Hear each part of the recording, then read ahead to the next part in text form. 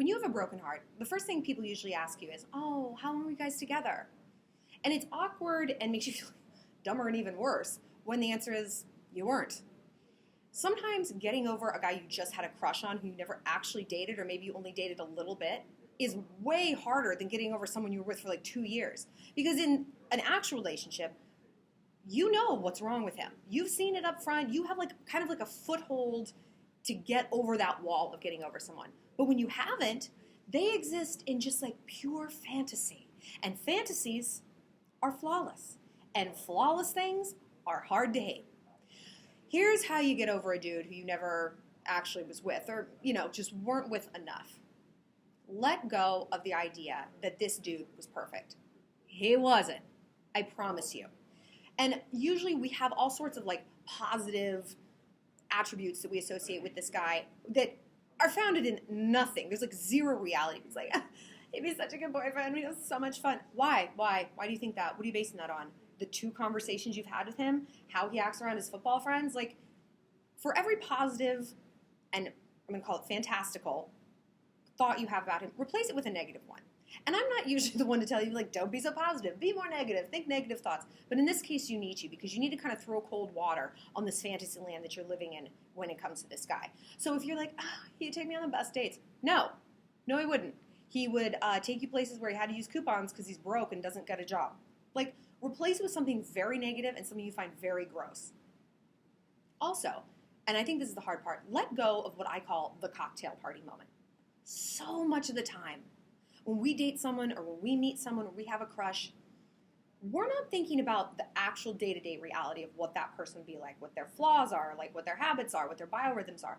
We're thinking about the cocktail party moment, which is, it's like I leap forward 6 months into this relationship when I'm thinking about the dude. And I find myself at a cocktail party telling someone else how he and I met. I know. So Cody was like on my track team, and then I don't know, one thing led to another, and like I fell one day and he held me up, and like we just looked at each other and like we just knew. That's the cocktail party moment. You get caught up in the story of us versus the reality of us, which is usually probably not going to be that awesome. And we look at that cocktail party moment as kind of like the happily ever after in a way. That's not how it's going to be. People are flawed.